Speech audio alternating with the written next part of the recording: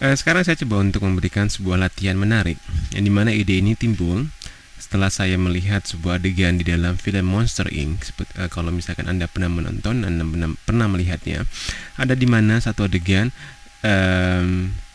sebuah stasiun atau sebuah tempat penyimpanan dari pintu-pintu yang mereka gunakan untuk bisa masuk ke dalam kamar anak kecil. Nah, pintu-pintu itu bergantung di dalam sebuah rel. Nah, oleh karena ini saya membuat sebuah eksekusi.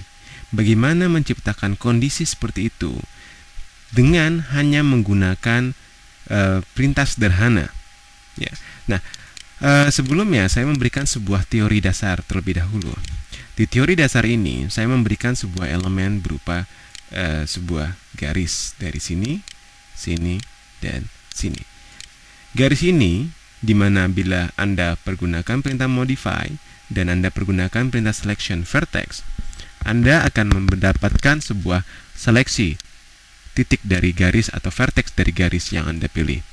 Kemudian dengan mendekatkan mouse ke dalam salah satu titik berwarna merah ini dan Anda right click atau klik kanan, Anda akan merubah sifatnya. Dalam hal ini corner yang tercipta, Anda bisa merubah ke sifat smooth. Oke, ini adalah sebuah komposisi garis yang telah saya buat. Kemudian, saya mencoba untuk membuat komposisi pintunya. Komposisi pintu saya pergunakan dari sebuah box seperti ini. Ya, kira-kira seperti itu. Ya. Oke, saya atur juga di dalam modifier. Oke, kira-kira seperti ini. Oke. Ya. Nah, pintu itu akan bergelayutan di antara rel ini. Oleh karena itu, untuk memungkinkan kondisinya, bila saya menggunakan perintah rotate dan saya merotasi seakan-akan pintu ini bergelantungan, tidak semestinya yang akan terjadi. Dikarenakan seharusnya bila pintu ini bergelantungan di antara tali ini, maka engsel atau pertemuan yang dijadikan sebagai sumbu rotasi dari pintu bukan di tengah dari pintu, tetapi di atas pintu. Untuk memungkinkan kesan seperti itu atau memindahkan titik sumbu yang tadi yang berada di tengah ke tempat yang Anda inginkan, Anda pilih objek box ini, Anda lari ke pemilihan hierarki. Di sana Anda tinggal mengaktifkan efek pivot only dan Anda geser ke atas di tempat yang semestinya Anda akan tempatkan. Seperti ini. Kemudian Anda keluar dari perintah hierarki ke dalam perintah apa saja, dalam hal ini modify. Sehingga bila saya simulasikan dengan menggunakan perintah rotate, maka dia sudah merotate sebagaimana mestinya. Oke, terus kedua, saya pergunakan perintah lain. Dalam hal ini saya pergunakan perintah helper. Perintah helper saya pergunakan atau menekan tombol helper. Di sini saya akan mendapatkan sebuah dummy. Ya, dummy ini adalah merupakan sebuah bentuk menyerupai bentuk box cube, tetapi dia tidak mempunyai volume dan bila dirender dia tidak akan tampak. Jadi ini hanya sebagai proses helping saja untuk eksekusi di dalam kursinya. Kemudian Anda bisa mempergunakan perintah apa saja, dummy atau point, untuk bisa membuat titik yang kedua. Oke, untuk perintah keduanya saya bikin point. Jadi perintah ini bukan selalu menggunakan point, tetapi Anda bisa pergunakan apa saja untuk bisa membuat adaptasi dua benda helping di atas dan di bawah. Seperti Anda lihat seperti ini.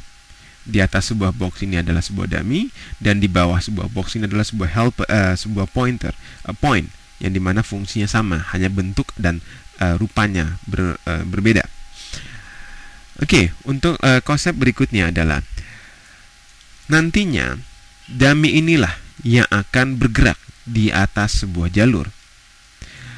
Untuk bisa melakukan itu, bila saya menggerakkan objek dummy-nya, saya gerakkan ke objek ke arah yang saya inginkan, seharusnya di dalam skenario-nya objek pintu ini dengan objek helper di bawahnya akan mengikuti kemanapun dummy ini akan pergi.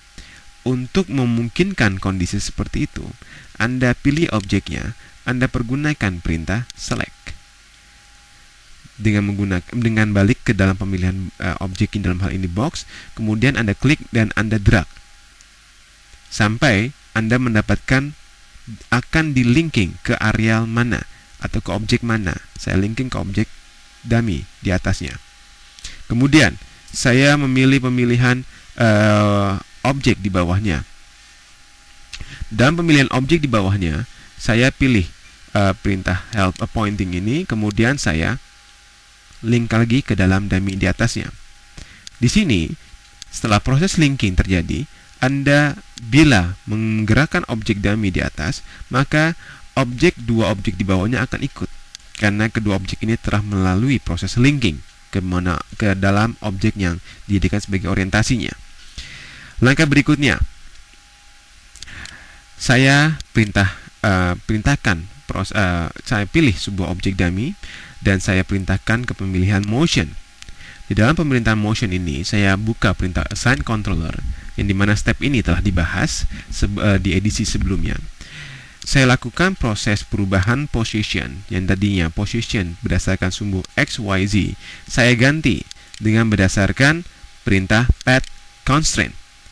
Dengan kondisi ini, maka Anda akan mendapatkan sebuah perintah baru path parameter.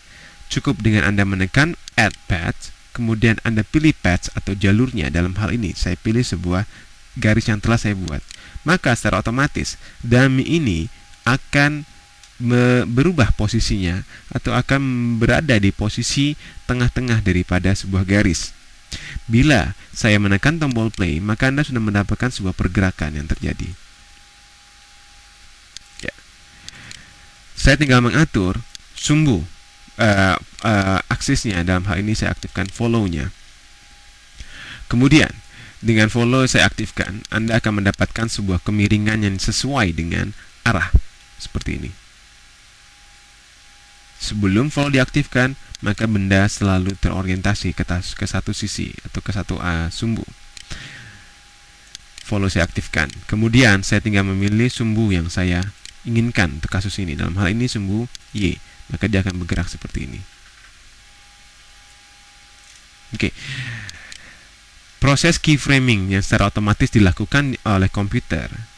Dia memulai suatu framing dari frame 0 ke frame 100. Saya mencoba merubah framenya berhenti di frame 60 sehingga dia mempunyai gerakan lebih cepat dari sebelumnya, dan dia akan membuat suatu gerakan berhenti secara tiba-tiba seperti ini.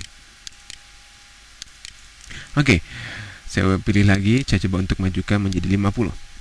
Nah, langkah kedua adalah bagaimana membuat sebuah gerakan atau gaya yang timbul dikarenakan oleh gerakan pertama.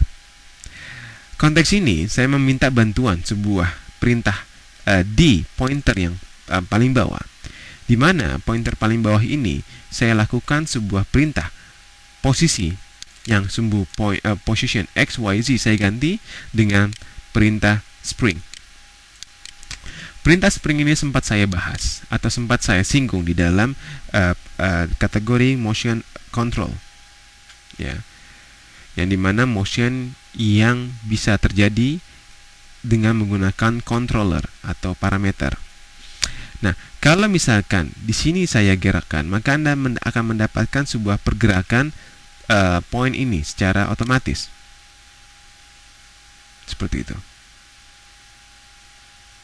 Nah, untuk bisa melakukan pergerakan yang lebih dinamis, saya perkecil saya perkecil parameter drag ini menjadi 0,2. Maka Anda akan mendapatkan sebuah gerakan yang lebih banyak dari gerakan sebelumnya. Nah, untuk bisa melihat objek ini secara benar, saya tutup dulu dia. Saya pilih objek box. Nah, di dalam objek box ini saya pergunakan perintah controller juga, yang dimana perintah controller itu saya pergunakan sebuah perintah rotation. Rotation yang dalam hal default dia selalu mempunyai suatu elemen Euler XYZ. Kita ganti dengan cara memilih perintah rotations dan saya menekan tombol assign controller. Anda akan mendapatkan sebuah perintah look at constraint. Di edisi sebelumnya saya mencontohkan look at constraint untuk sebuah latihan mata. Dan dalam hal ini saya menggunakan perintah look at constraint agar posisi rotasi dari pintu selalu melihat terhadap pointer ini. Tapi Anda lihat, setelah saya mengklik, saya mendapatkan suatu perubahan yang tidak saya inginkan. Saya nonaktifkan look at targetnya, dan saya coba untuk memainkan dengan mengaktifkan keep initial offset, sehingga gerakan yang terjadi seperti ini. Anda akan mendapatkan sebuah gerakan yang tercipta secara otomatis. Gerakan ini bukan terjadi dari box, tetapi gerakan ini terjadi dikarenakan pointer yang di bawah telah saya kasih perintah spring. Box hanya mengikuti kemanapun objek ini berjalan. Nah, untuk bisa memberikan sebuah gerakan yang lebih ekstrim, saya tinggal membuka kembali properti dari springnya, dan saya tinggal menambahkan konteks masanya. Saya coba perbesar konteks masa ini menjadi 1000. Apa yang terjadi? Kita lakukan proses playback ulang.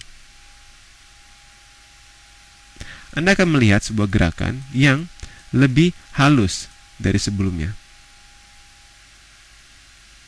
Ya, atau value-nya saya perkecil sehingga gerakannya seperti ini.